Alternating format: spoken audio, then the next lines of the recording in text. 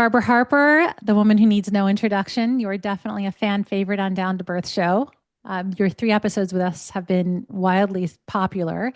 Those were episodes 100, 122, and 200. So we missed the mark on episode 300. We got to get you back for episode 400, whatever we do.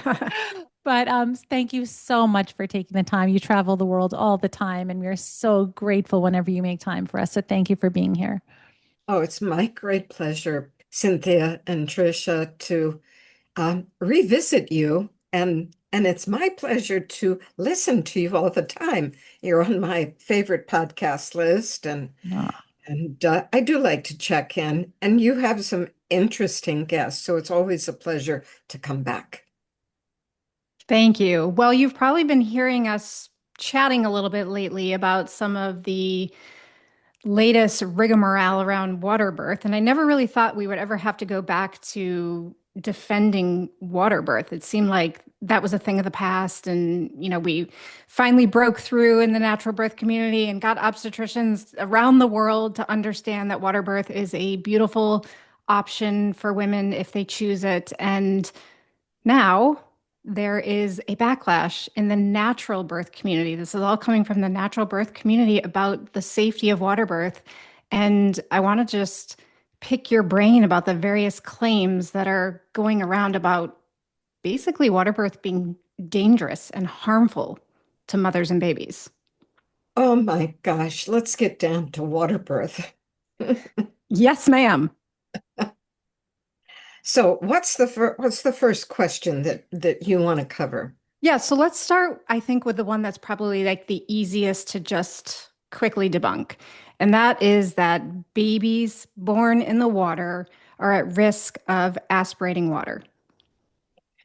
If they were at risk, let me just put out in front, we would not be doing water birth.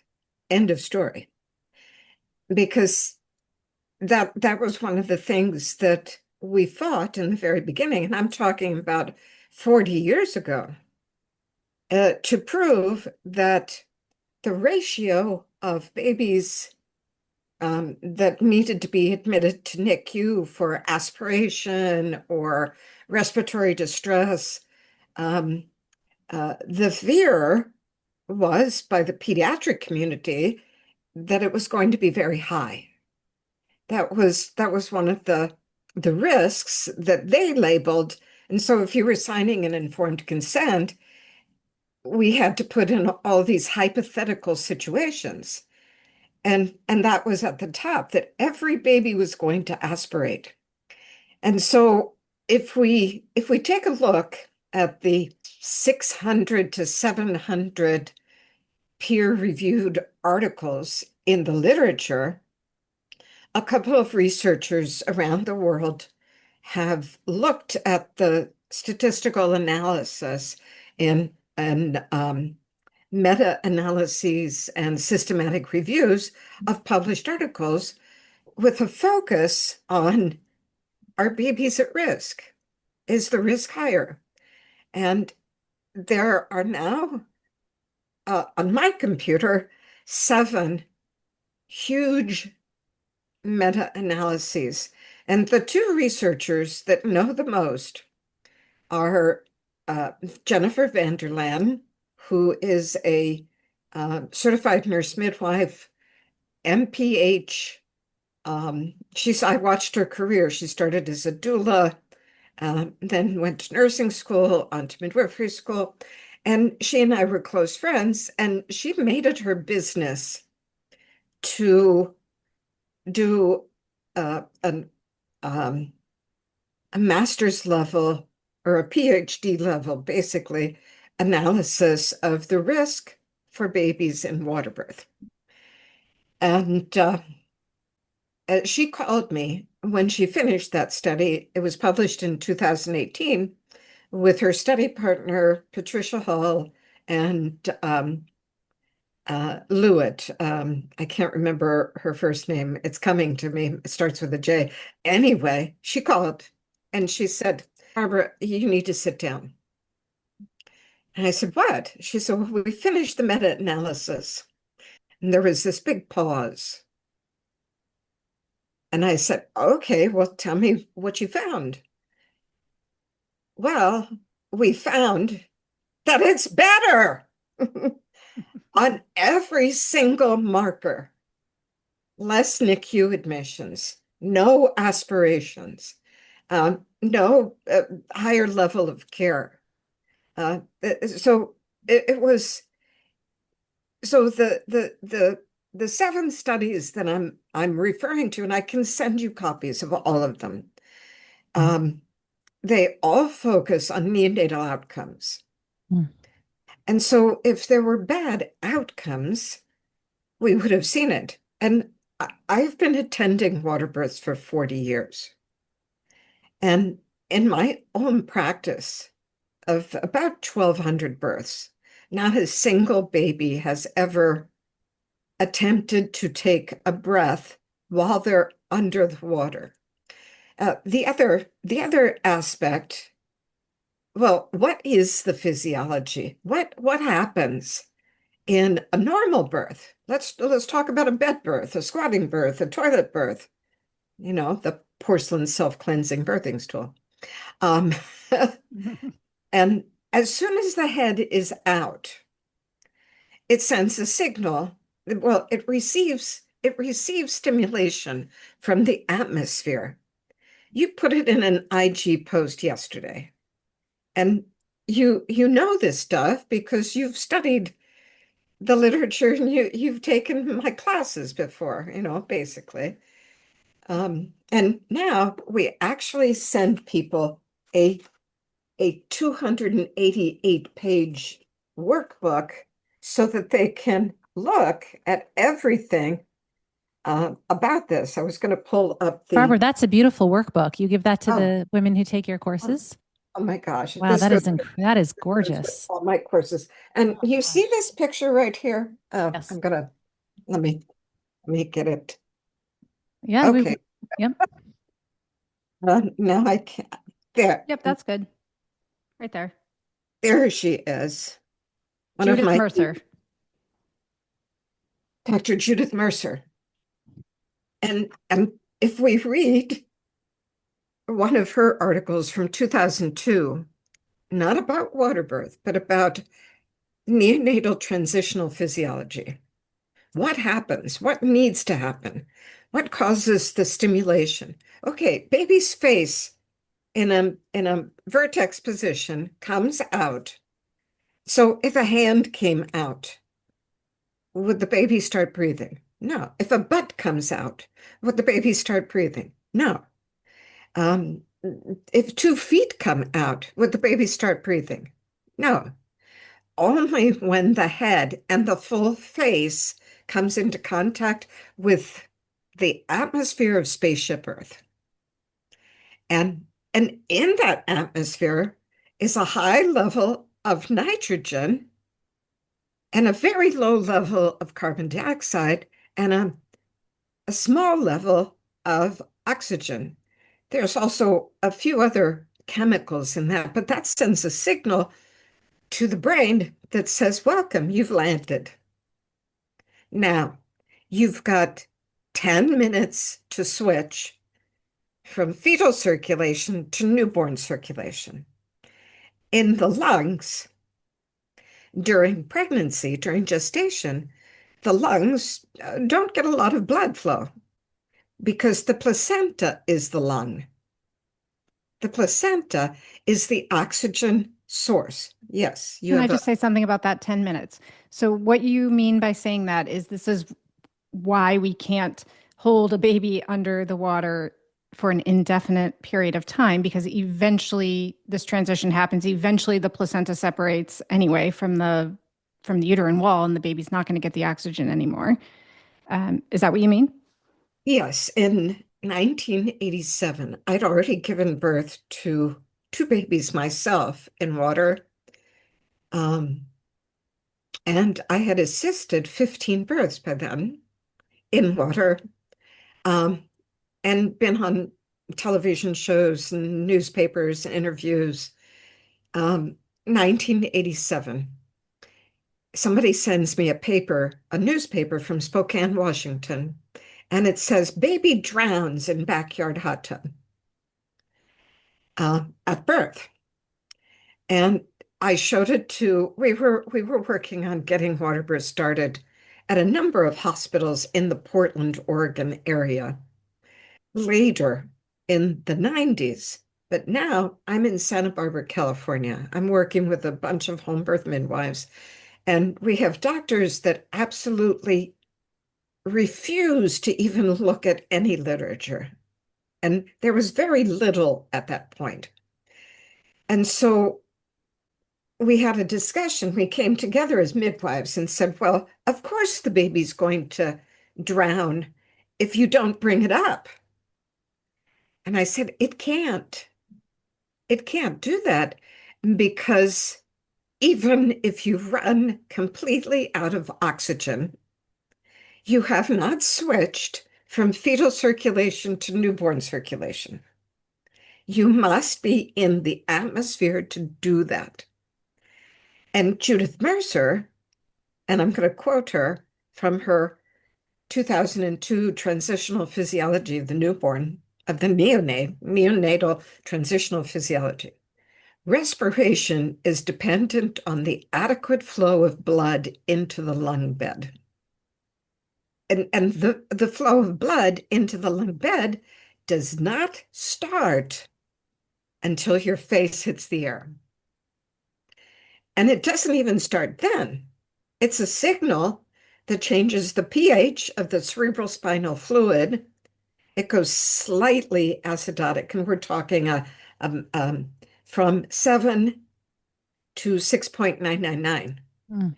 And it's just this miracle, this incredible path of creation that allowed us.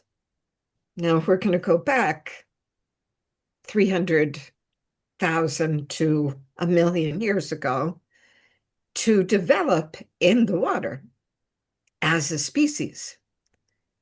And that's covered in the workbook as well. And it's called the aquatic ape theory. And Desmond Morris talked about it. I have a book. I'm going to grab a book. I've got to interject with a question though on this before we move on. Okay. The Descent of Woman by Lane Morgan. Oh, you've told me to read that book, Barbara. Yeah. It's Well, like an anthropological book, isn't it? It sounded very interesting. It's somewhere on a list.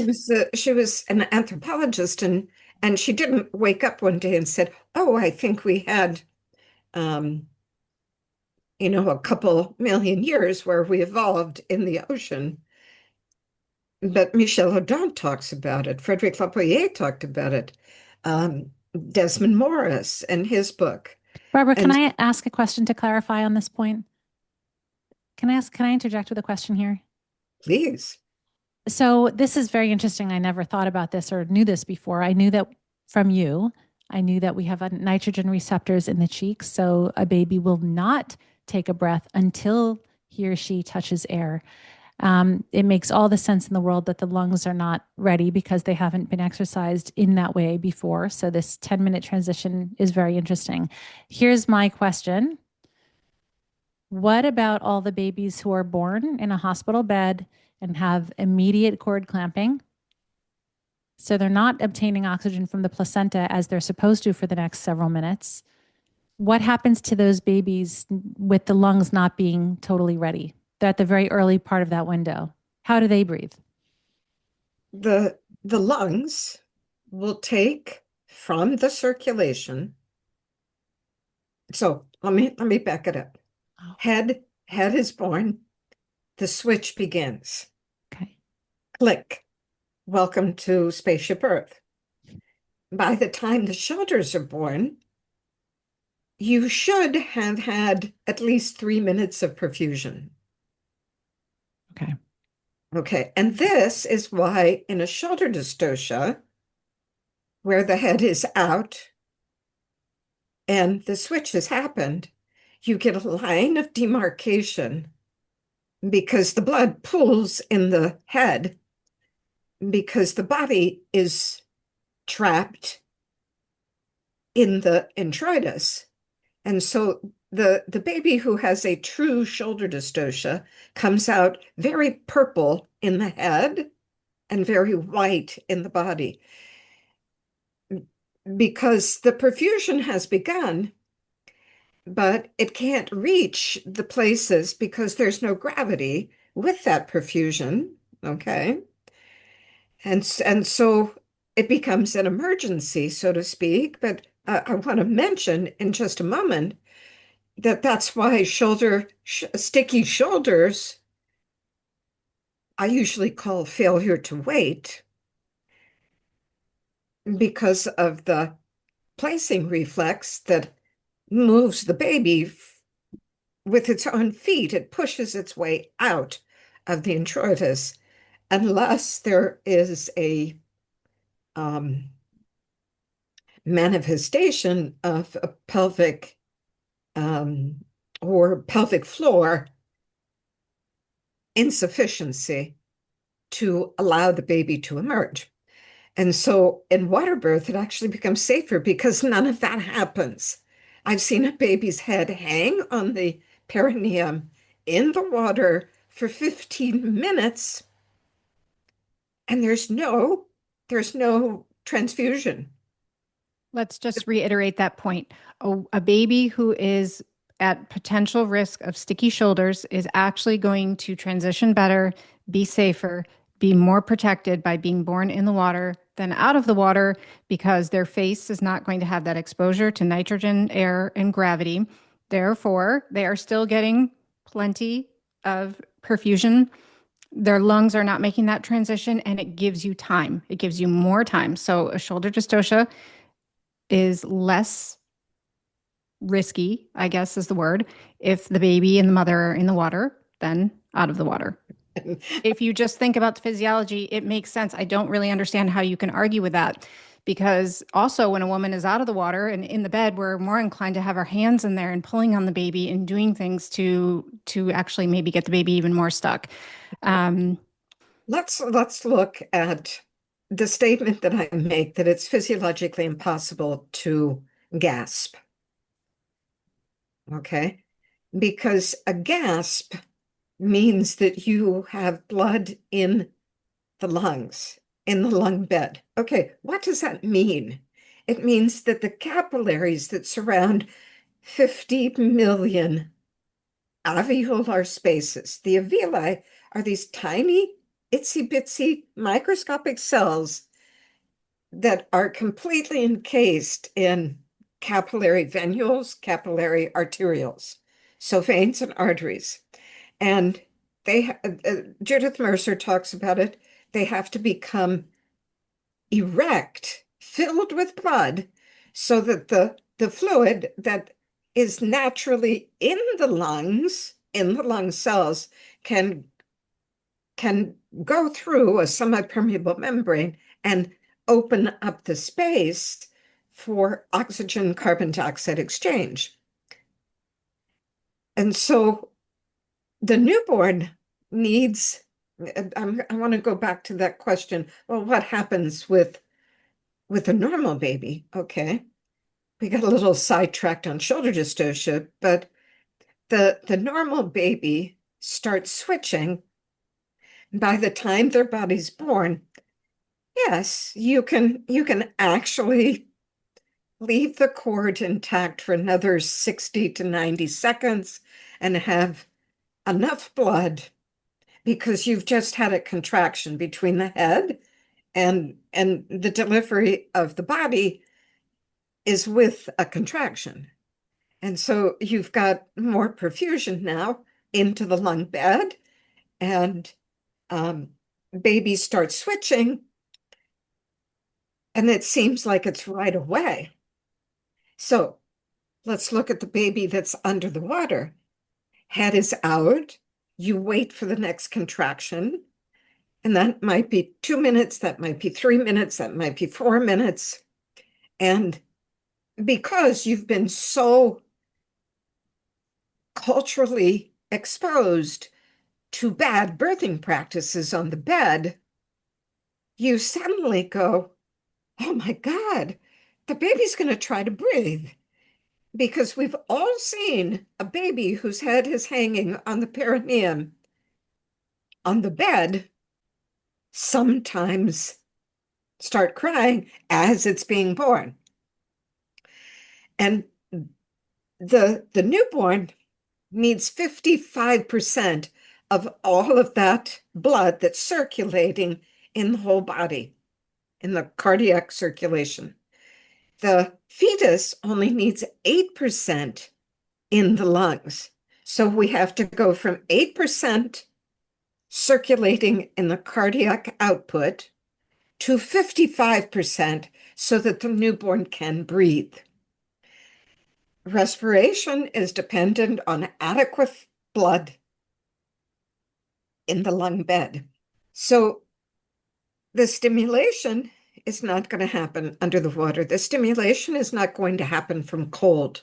Baby could be born in 60-degree water, and it's not going to gasp. It cannot gasp because the lung bed hasn't been evacuated yet. And that can only come 3 ways. So the baby that has immediate cord clamping on the bed actually has had a head start, hopefully waiting for the next contraction. But if it's extracted, pulled out, then it has less blood. Let's just look at what happens in a water birth. Remember, hands off. How did hands off develop? Because midwives didn't like leaning over the tub and putting their long gloves on, and they thought, oh, if we touch the baby's face while it's under the water, it's going to cause it to gasp. I heard those things in the 80s, the 90s, the 2000s, the 2010s, the 2020s. That's still a common belief. It's not true. So back to 1987, baby drowns in backyard hot tub. It was a home birth, a free birth, no prenatal care. They read one book by Sandra Ray, who was a rebirther. And I know her.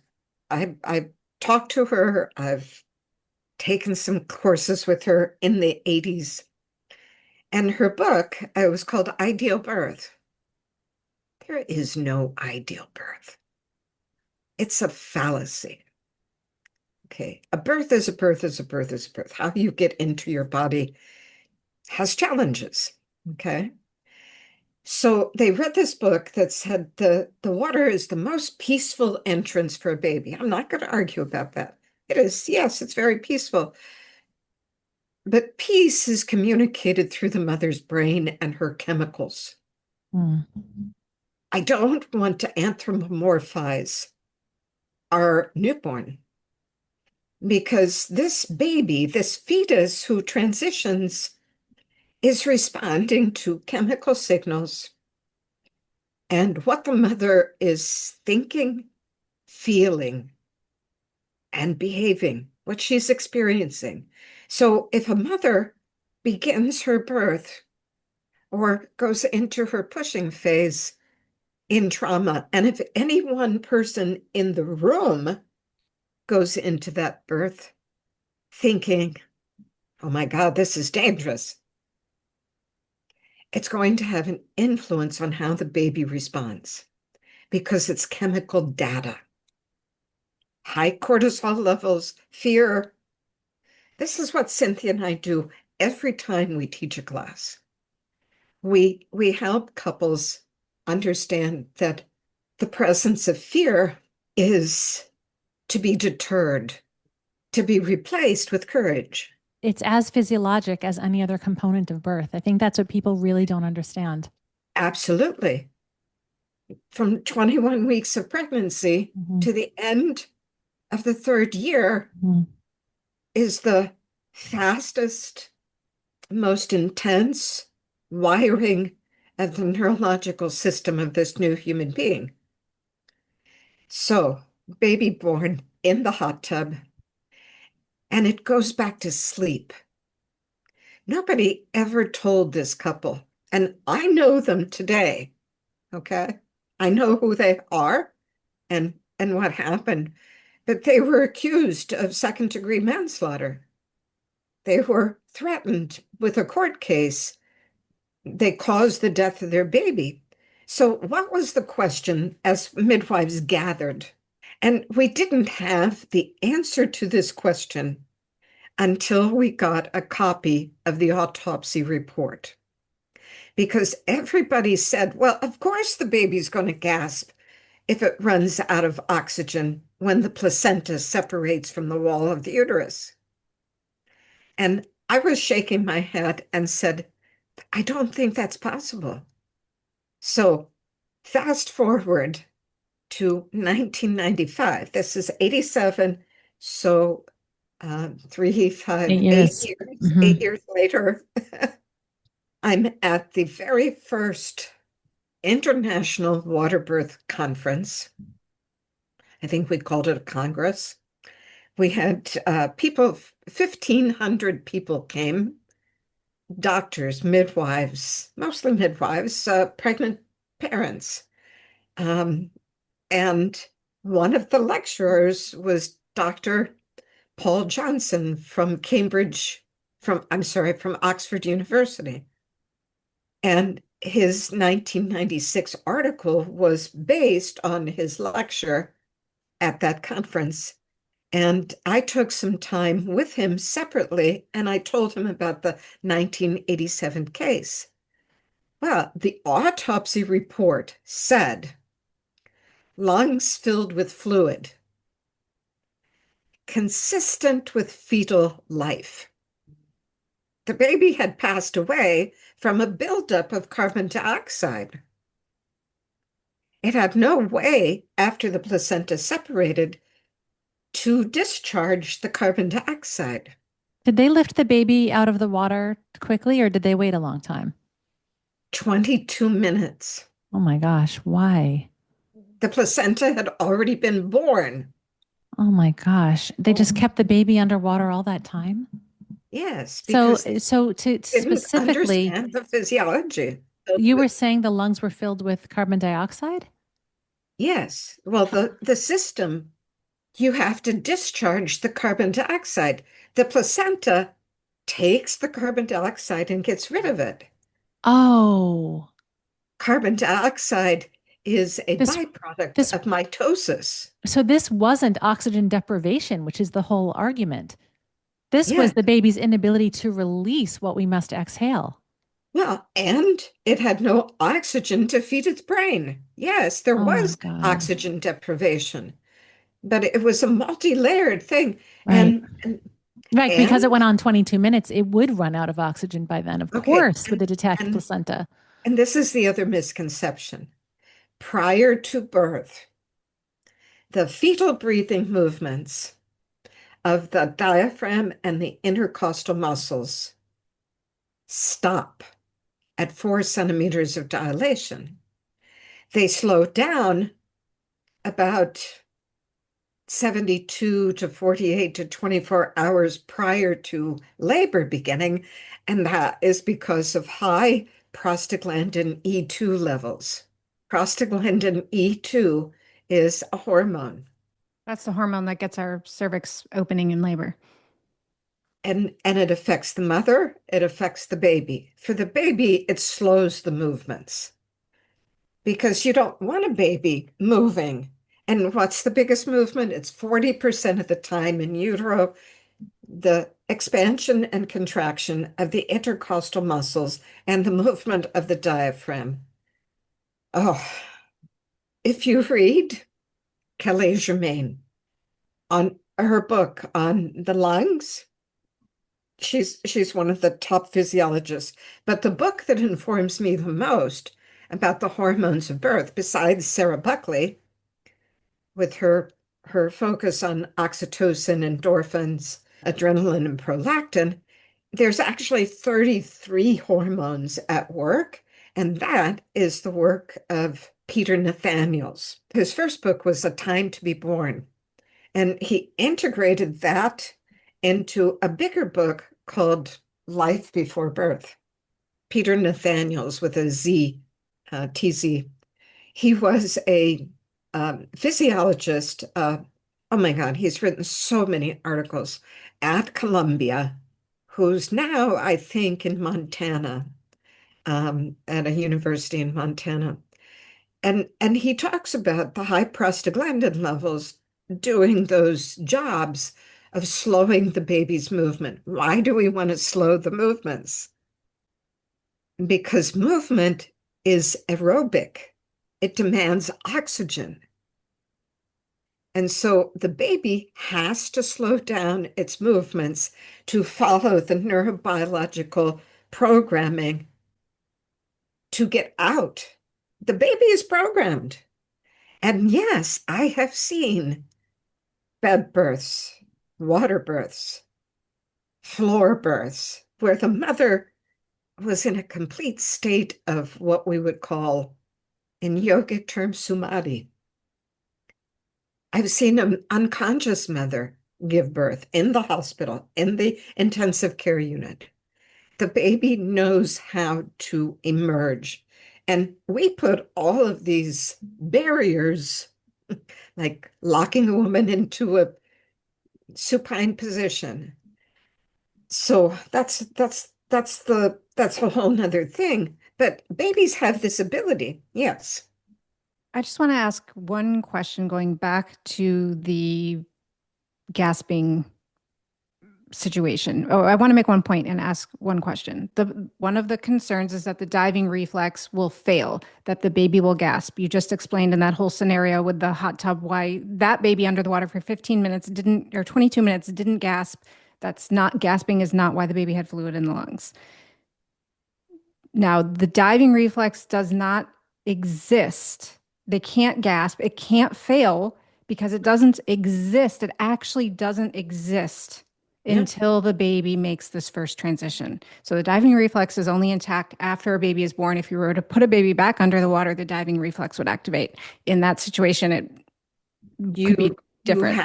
you have to have initiated breathing, the exchange of oxygen and carbon dioxide, and have a baby that is fully integrated into its newborn body for a dive reflex. And I've seen this work because back in Portland, we rented a space. We had prenatal aquatic classes for women, and we had baby swim, um, up to 75 babies in our baby swim program for years.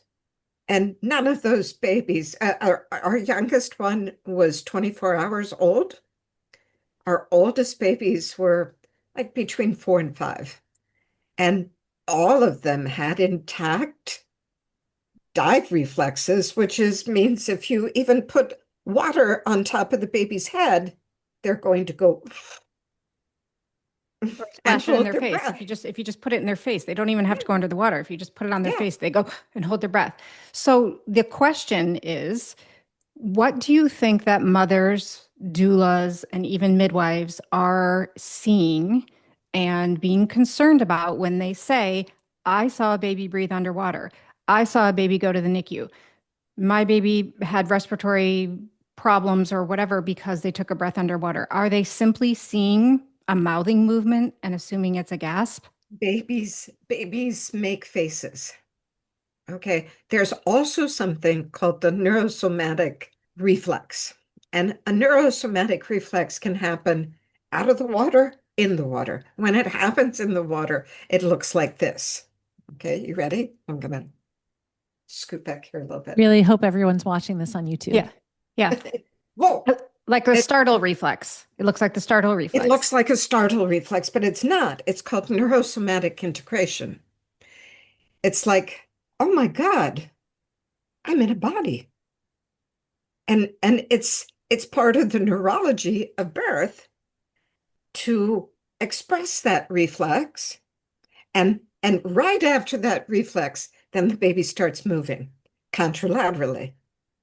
This is exactly what happened to me with my first water birth. My second was born underwater. Her head came out, her body came out, her mouth wide open, and the hands flailed. And my first thought, even though I was a midwife and I believed in water birth, my first thought was, oh my God, my baby's trying to breathe. So I brought her up to the surface. And of course, she was perfectly fine. She wasn't breathing. She was doing exactly what you were describing.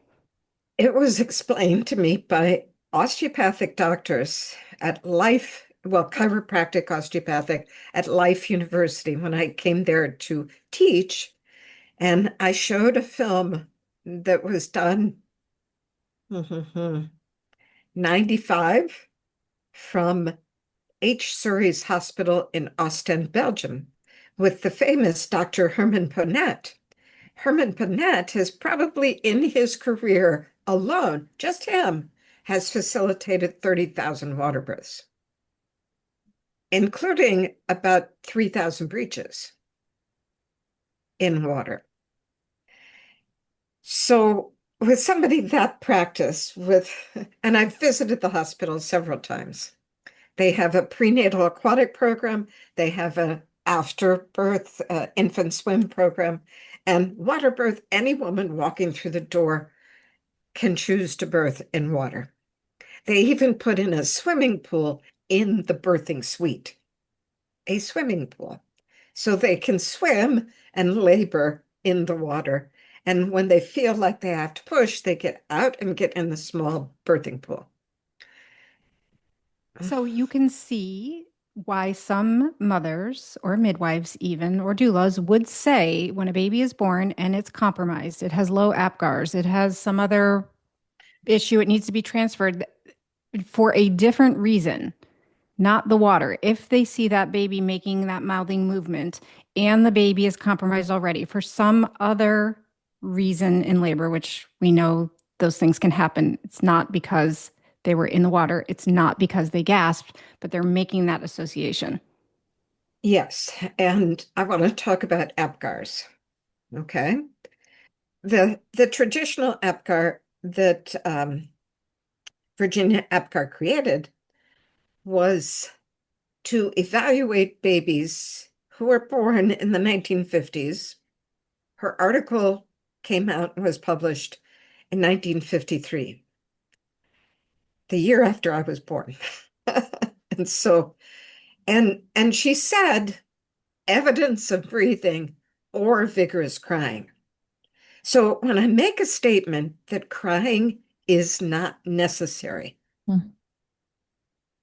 it blows people's mind. Right. Or when they watch a birth, When that where their baby isn't crying, it makes people very uncomfortable. it's, They think something is wrong with the baby. And I always say, listen, the baby needs to be obtaining oxygen. The baby doesn't need to be crying. But they're we've been conditioned to believe it. people are extremely fearful. Not to mention, if we could just rewind 40, 50 years, Barbara, it was the norm to actually hit a baby to make them cry. A perfectly normal, healthy baby with good color who was breathing, hit them. Like, oh, phew, the baby is crying now. I mean, the things that a society will start to believe.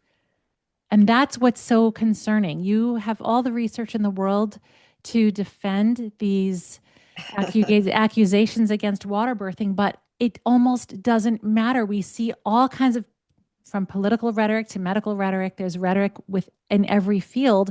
And you must have seen this happen in waves since you founded Waterbirth International in the 80s. I bet you've seen waves of movements against water birthing that get strong and then they get squashed, and then they get strong with a new generation and then they get squashed.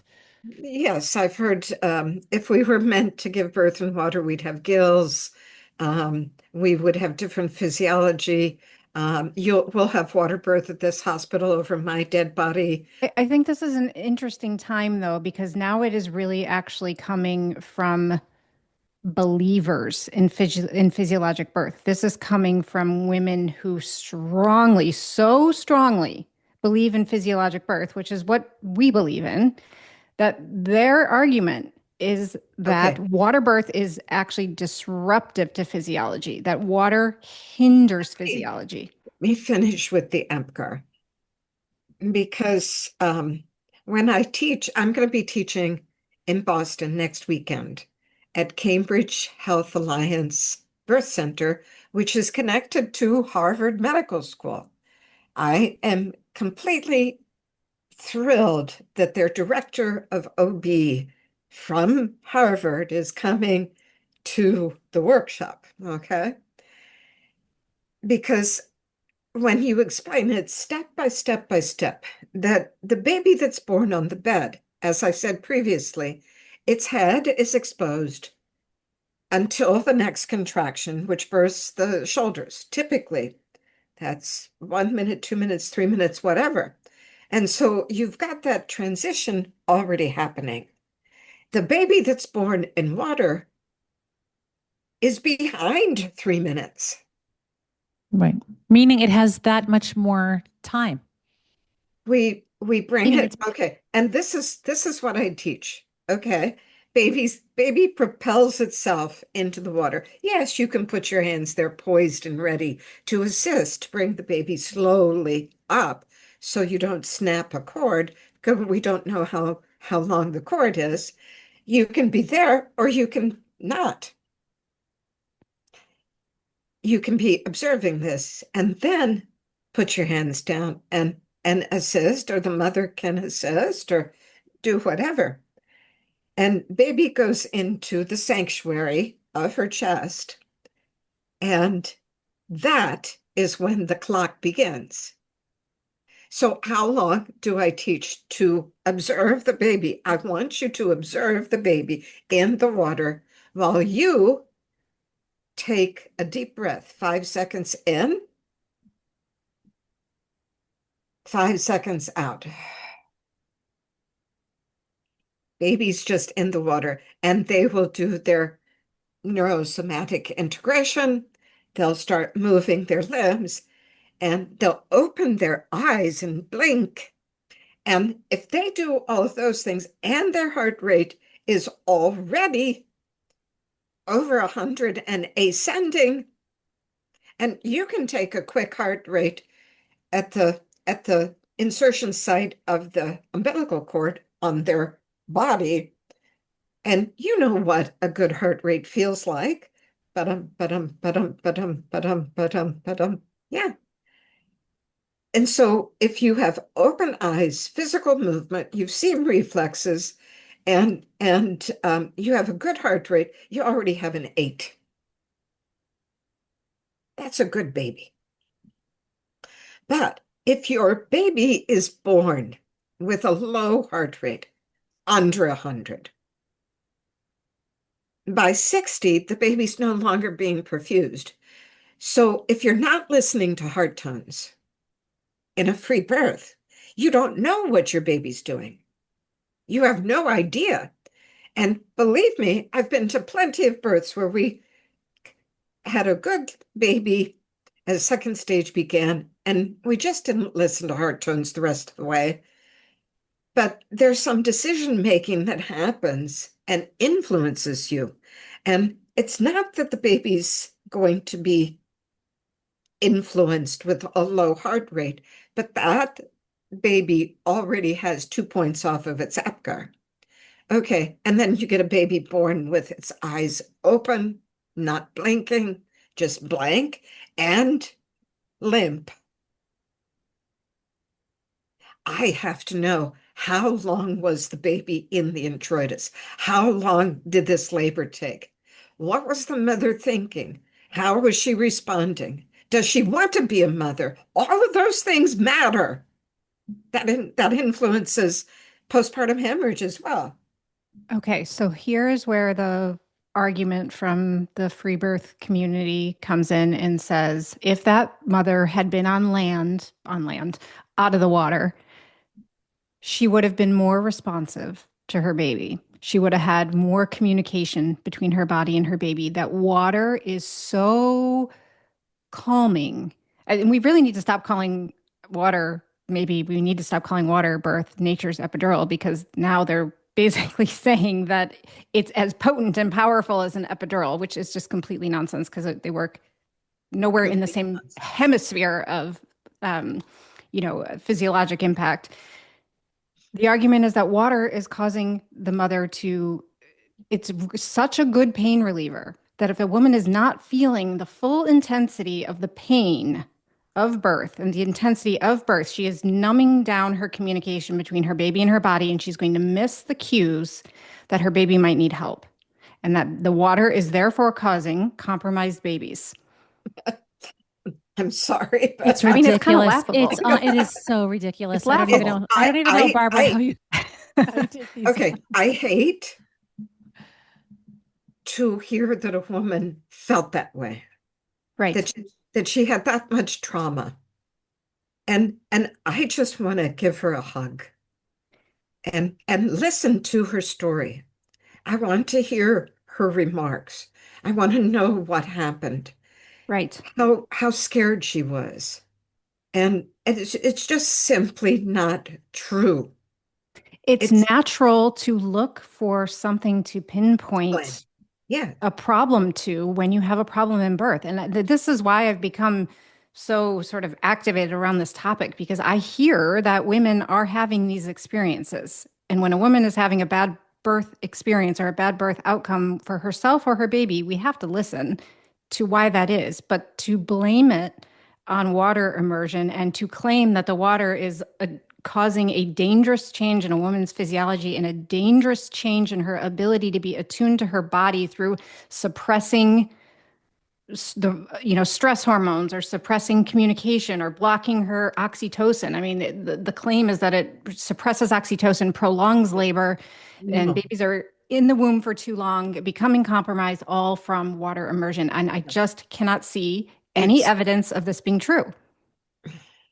I don't want to use inflammatory comments, but it's nonsense.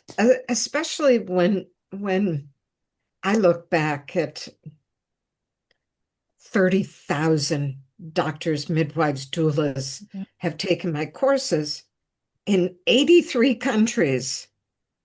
And we started water birth everywhere. And some of those births, I mean, I've been a home birth midwife for 39 years. And many of those births were free births just with me. Um, I just have to say also the whole argument about how, I mean, first of all, they're speaking in rhetoric. You're speaking in facts, science, research, publications, meta analyses. But their whole thing is like, well, the problem with water is it's so relaxing. It removes so much pain. It's like, really, if it were that magical at reducing or eliminating the sensations of birth, everyone would be clamoring to have a water birth, even with the risk of the baby taking a breath, okay. if that were possible. Give me a break. I mean, you can't just say a woman gets in water and doesn't feel birth. I had both of my babies in water. They did not prolong my labors, I'm sure, because my entire labors from the first second I suspected I was in labor till I was holding my babies was 3 hours in my first birth, 5.5 in my second. So if that was my prolonged version of birth, I'd like to know what my birth would have been outside of water. And But I also had wildly intense labors. So, I mean, I was very, very vocal when I was birthing my babies out. And it was very, very intense. It took all the concentration and techniques in the world to keep myself calm. And the water was blissful and wonderful, but give me a break. If these are the legs that they're trying to build this fallacy on, rather than just addressing the research or even discussing it. it's And Cynthia, we get the same response from hypnobirthing, because yes, right. I've seen the woman lie down on the bed and not blink an eye, not move a single muscle except her diaphragm and her uterus. She doesn't push once, and the baby crawls out. And also, I want to address Trisha's comment about these being women or accounts who believe in physiologic birth. And Trisha was saying how we believe in physiologic birth. Physiologic birth isn't something to believe in or not to believe in. It just is. It is biology. It is the science of the universe. It's not Absolutely. it's not to believe in physiologic birth. Like you might, do you opt for physiologic birth? Sure, Well, but this is the fact. So it's not right for people who are countering reality to say we believe in physiologic birth and here's why not to have a water birth. It doesn't matter what they think they believe in because their beliefs about water birth are wrong too. They either are informed on physiologic birth or they're not, and they're not informed on physiologic water birth. I want to talk about Abby's mother, who was one of my clients that came into the birth center for a birth April 27th, I'm sorry, 2022, April 27th, 2022. Third baby. She arrives at 4 o'clock in the morning. We had to do vag checks just to see where women were before admission. Okay. She was 4. We lied and said she was 5. Okay. Because it's a third baby and she's going to progress quickly. And I had the tub ready for her. She got into the pool, stretched out because she was short, and the pool was perfect for her. I used a noodle under her and a rebozo behind her head. She was completely suspended. She didn't blink an eye for 4 hours. She just was suspended. And her husband held that rebozo under her head the whole 4 hours. The next day he was shaking. But at 8:03 in the morning, she opened her eyes and immediately changed positions with one knee down, one foot down into the proposal position and went, "Ooh," and the baby came out. She responded completely to the movements of her baby. And she felt the passage, she felt the baby moving down. I could time the contractions just looking at her belly. And when I asked her the next day postpartum, how long do you think you were in the water before the baby was born? She said, well, I know what time we left the house, but I don't have any conception of time after that. I'd have to say it was about 15 minutes. And that is the power of the mind in the water. That is the power that of connection. The water doesn't diminish, the water increases your connection. The water amplifies your connection with your baby. You can feel the movements much more instinctively. You can respond beautifully as the baby's moving through the pelvis. What I see women do is they move their bodies in a mirror reflection. So if the baby is extending, they extend. If the baby is in flexion, they flex. So I've had just the opposite watching 1,200 plus women and my own experience as well, and then teaching and viewing births in hospitals all over the world that have reduced their cesarean rates because they've increased their water birth rates. I mean, if this were true, water birth wouldn't work. You would always be getting women out of the water. We would be seeing fetal heart rate decelerations in the water if it were, causing decreased placental perfusion and slowed labors. I mean, it just wouldn't work. And there are just so many data points that show how well it actually works, in addition to many thousands of anecdotal reports. Yeah, there's absolutely no oxygen deprivation from this. Barbara, what do you think are providers' historical opposition to supporting women to birth their babies actually into the water? Meaning, before this particularly recent trend of all this rhetoric, and we've, by the way, seen the same trend with delayed cord clamping. Oh, I've seen a baby that gets too much blood and they have to drain it out. Or, oh, you really want a baby to only get 30 to 40 seconds. That's about optimal. Then we need to clamp. And, oh, you have to be careful. Don't hold the baby up because, the blood will flow right back into the placenta. I mean, utter nonsense that has been completely disproved by research, the same exact sort of situation. But before this recent trend that's spreading all this bad information around water birthing, Barbara, how come it has been the norm in so many places to say, oh, sure, you can labor in the tub, but we're going to need to get you out when the baby is coming out? And for many years, I never heard any rationale. What do you think is the real reason they want women getting out? Is it for their own convenience? What's the problem? All hospital protocols. I wrote it in my first book, Gentle Birth Choices. I said the hospital comes with a rule book that they never share with anybody, but these are the protocols. And you get into a routine.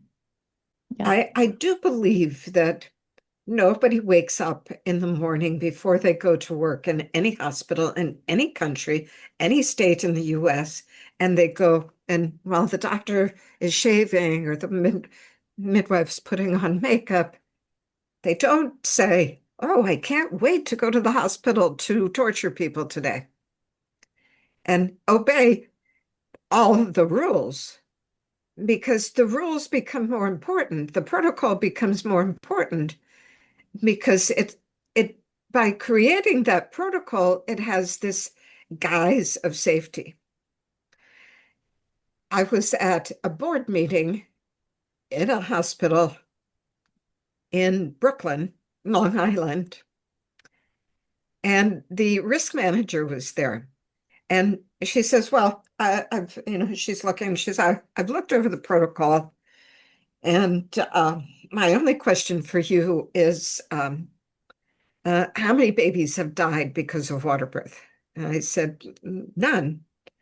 In hospital situations, none. Around the world, none. And she said, well, how many cases of injury? I said, well, there's been babies born with cerebral palsy in water. There's been babies born, with a shoulder dystocia where the clavicle's broken or whatever. It's just like any bed birth. And she said to me, and I was in shock. She said, well, I'd rather see dead babies than injured babies, because it's less expensive. No. Yeah, yeah.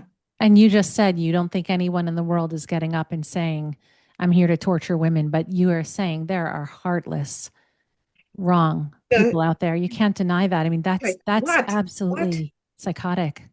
what is risk? The risk is defined by whether or not the hospital's going to get sued. Okay, but when I was asking about why so many places have been opposed to supporting women birthing in water, even if they have tubs and support laboring in water, I still don't understand. Are they just not trained in like bending over and getting on their gloves? Like, is it It, that they just want that it, same old They supine it's can't position? Get control the on your back, birth. put your okay. legs up. I guess it's It- the same reason they don't want women on their hands and knees on a bed, which is perfectly reasonable, but women are not given that option. Is it just that they just want to get into their little routine of how they do things and they don't like it? I don't like it. Get on the bed, lean back. Is that it? Birth is not black and white, and they want it black and white. They want to eliminate any possible risk.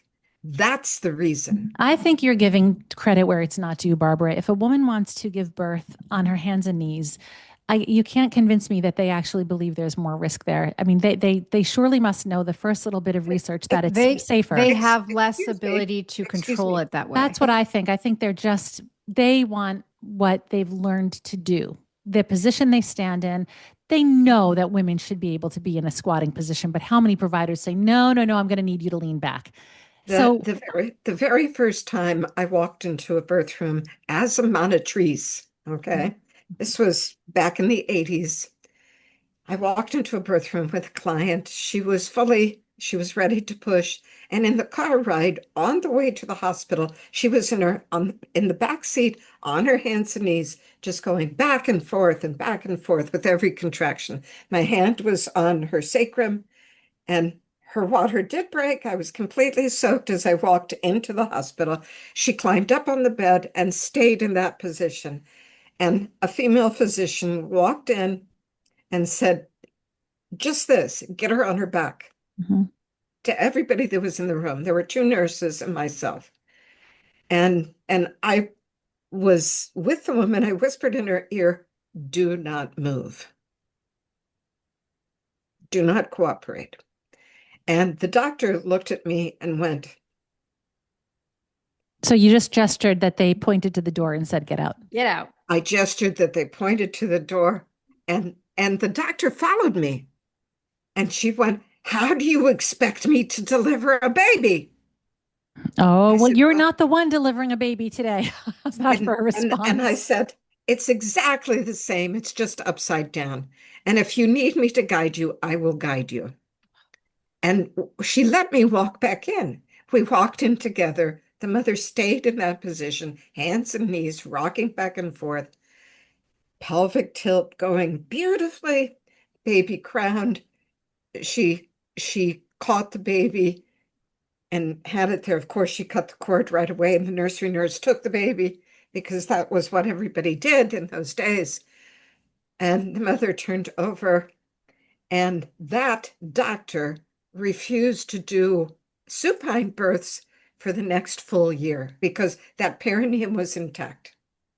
You mean And every single mother was on her hands and knees going forward? She encouraged yep, women to get on her hands and yep, knees. that doctor was convinced, like, oh my God, this is the best thing since sliced bread. I'm going to do this for everybody. It just takes, okay, let me explain also that as I've lectured in dozens and dozens and dozens of medical schools, I'm thinking about a medical school in India, and I'm talking about delayed cord clamping. I'm talking about no episiotomy. It's a 100% episiotomy for all first-time mothers, most of the places around the world still. And I'm lecturing on this. The class was mandatory for 250 medical students. And a hand goes up and says, um, thank you, ma'am. Um, but how can we go against our professors who have taught us how to deliver babies, which includes an episiotomy, which includes washing the vagina and inside and out? How can we go against our professors? And I said, good question. Suggest a randomized controlled trial, and that you'll do all the work. You'll keep track of the statistics, but put the professor's name on it. He'll be famous. And I got a clap with that. And the director of the medical school came over and put his arm around me and said, if Barbara Harper tells us that this is what we should do, this is what we should do. So go talk to everybody in the hospital. No more episiotomies, no more cord clamping. And Scion Medical School changed their practices. It takes somebody standing up. We need the magical Mystery Birth Revolution tour. Every hospital, in every country, in every city, needs the birth revolution plan.